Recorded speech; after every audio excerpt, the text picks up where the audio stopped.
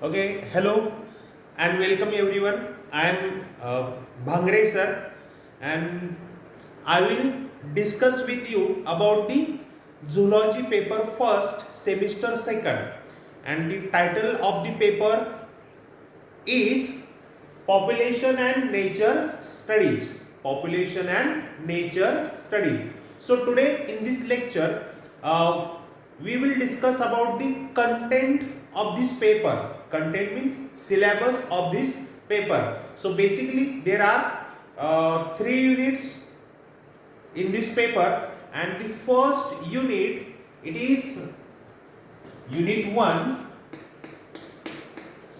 is population ecology. Is population ecology. Then unit second,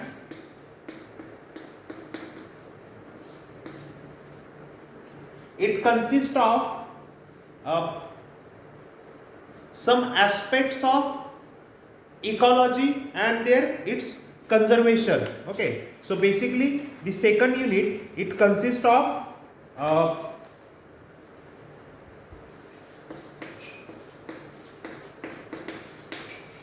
ecosystem, and the unit 3, it is about the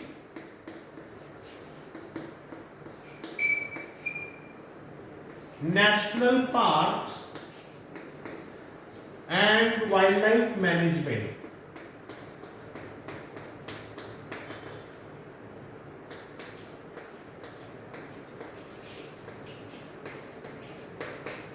Okay, and also it consists of ecotourism, biopiracy, ecotourism,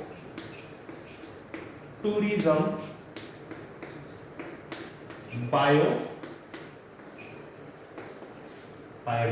Okay, so these are the three units in the zoology paper first, and the title of this paper is Population and Nature Studies. Okay, so the first unit is population ecology, the second unit is ecosystem, and the third unit is national parks and sanctuaries, as well as the ecotourism, biopiracy, as well as the wildlife management. Okay, so the first unit, population ecology. So in this unit we will discuss about the different properties of the population. Different properties of the population, or the different characteristics of the group, or the animal group, or the species group. Okay, so there are different categories or different properties. For example, birth rate is there. Birth rate म्हणजे काय? जन्म दर. Then death rate मृत्यू दर. Okay, mortality, as well as population density म्हणजे काय?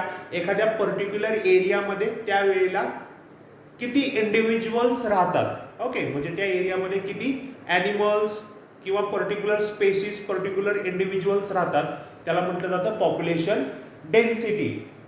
Then we will study the mortality, that is death rate, birth rate, the age structure of population. Unit 1 मध्ये आपण काय काय डिस्कस करणार आहोत याबद्दल थोडीशी माहिती सांगतोय. सो बर्थ रेट झालं, डेथ रेट झालं, त्यानंतर एज स्ट्रक्चर मध्ये आपण काय डिस्कस करणार आहोत, तर एखादी ॲनिमलची पॉप्युलेशन असेल. फॉर एक्झाम्पल आपण आपलं एक्झाम्पल घेऊयात, ह्युमन पॉप्युलेशन.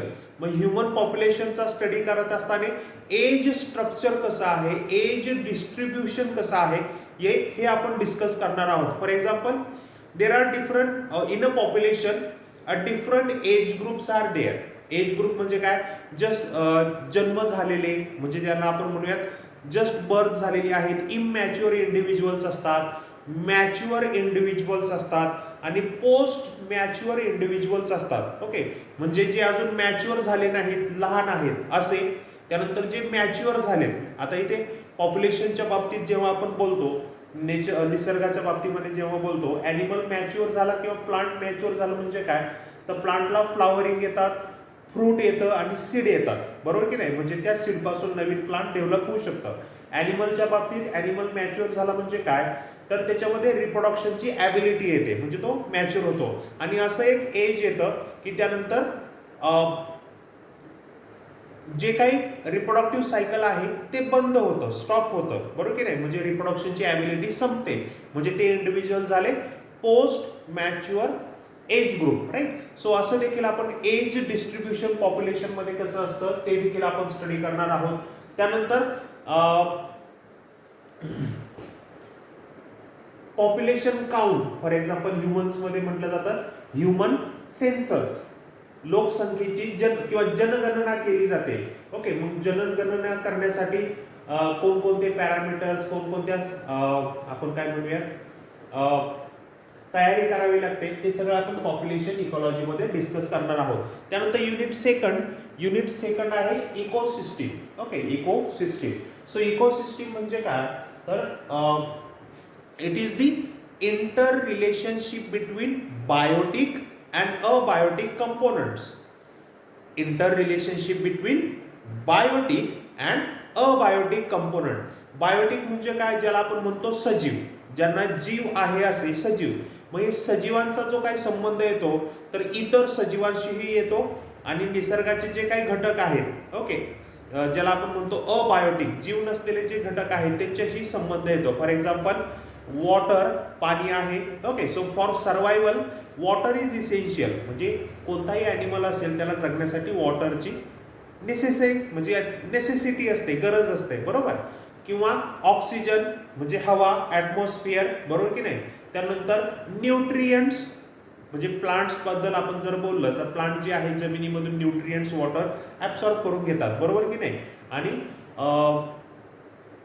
सनलाईट जी असेल त्या सनलाईटच्या प्रेझेन्समध्ये ते फोटोसिंथेसिस करतात, म्हणजे light, right. So light is also the abiotic component which is essential. Okay, त्यानंतर temperature is also the abiotic component. तर त्याचा इकोसिस्टीमवरती म्हणजे बायोटिक कंपोनंटवरती कसा इफेक्ट होतो, किंवा त्यांचं इंटर रिलेशनशिप काय हे देखील आपण त्यामध्ये डिस्कस करणार आहोत. असं सो इकोसिस्टीम, बायोटिक आणि अबायोटिक कंपोनंट मध्ये असलेलं इंटर रिलेशनशिप, त्याचे various aspects, various example, various types of ecosystem, म्हणजे पॉन्ड वॉटर इकोसिस्टीम असेल, fresh water ecosystem, marine water ecosystem, grassland ecosystem, forest ecosystem, desert ecosystem, right. असे वेगवेगळे point आपण ecosystem मध्ये डिस्कस करणार आहोत.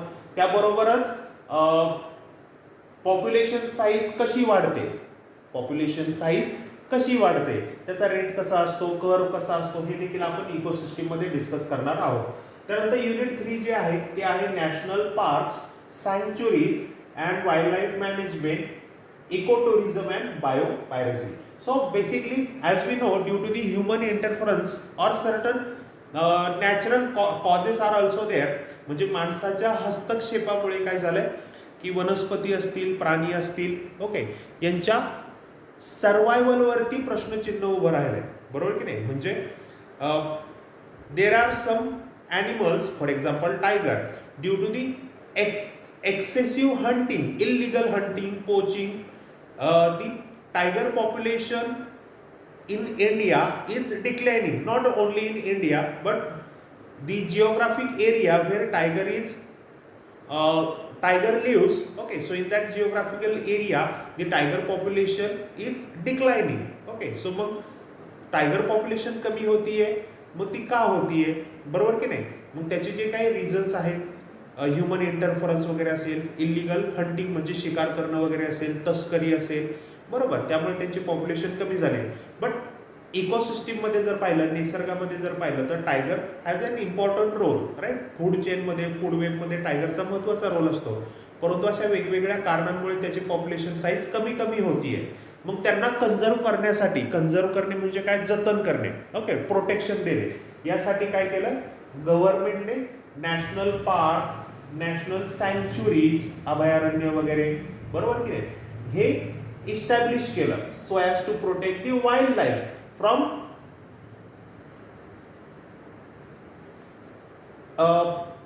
Illegal hunting, illegal poaching, okay, म्हणजे त्यांची शिकार वगैरे जी करत असतील, कत्तल जी करत असतील, तस्करी जी करत असेल, ते प्रिव्हेंट करण्यासाठी certain rules, regulations, act act म्हणजे काय, कायदा सुव्यवस्था तयार करण्यात आली. ओके, त्याला तेच येतं वाईल्ड लाईफ मॅनेजमेंटमध्ये. म्हणजे भारतामध्ये जर पाहिलं तर महत्त्वाचे 2 प्रोजेक्टचं डिस्कशन आपले ह्या युनिटमध्ये केलेलं आहे. एक आहे टायगर कन्झर्वेशन प्रोजेक्ट, दुसरा आहे rhinoceros conservation project. Tiger conservation and rhinoceros. Rhinoceros म्हणजे काय, आपल्याकडे आसाममध्ये जो एक शिंगी गेंडा असतो त्याचं देखील कन्झर्वेशन करण्यासाठी एक प्रोजेक्ट इस्टॅब्लिश करण्यात आला, की त्या अनुसार जो रिनो आहे किंवा आपण त्याला रिनोसिरस म्हणतो त्याचं कन्झर्वेशन करण्यात आलं, टायगरचं कन्झर्वेशन करण्यात आलं.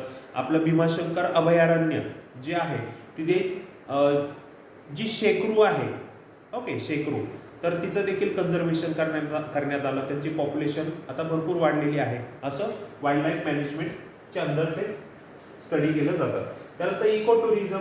इको टुरिझम जे असेल म्हणजे वेगवेगळ्या ठिकाणी आपण ॲज अ टुरिस्ट म्हणून जाऊ शकतो, व्हिजिट करू शकतो, निसर्गाला कोणत्याही प्रकारची हानी न करता.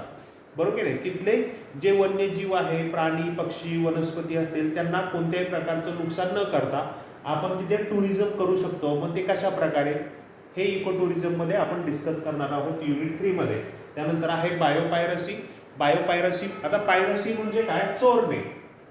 चोरणे पायरसी.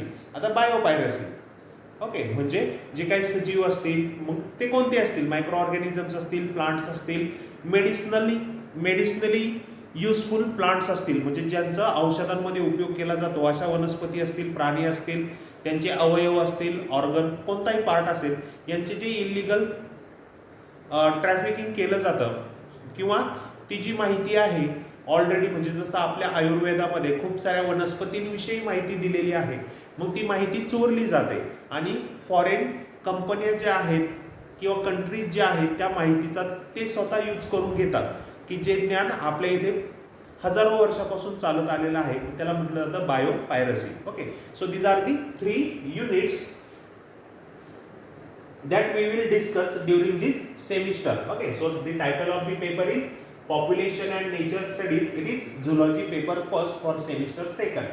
आणि 3 युनिट आहे पॉप्युलेशन इकॉलॉजी, युनिट 2 आहे इकोसिस्टीम आणि युनिट 3 जे आहे ते आहे national parks and wildlife management with ecotourism and biopiracy. Okay, so हे 3 युनिट आपण डिस्कस करणार आहोत. पहिल्या लेक्चरसाठी एवढं इंट्रोडक्शन पुरेसं झालं. यानंतरच्या जे लेक्चर असेल त्यामध्ये आपण फर्स्ट युनिट जे आहे पॉप्युलेशन इकॉलॉजी तर त्याला सुरुवात करणार आहोत.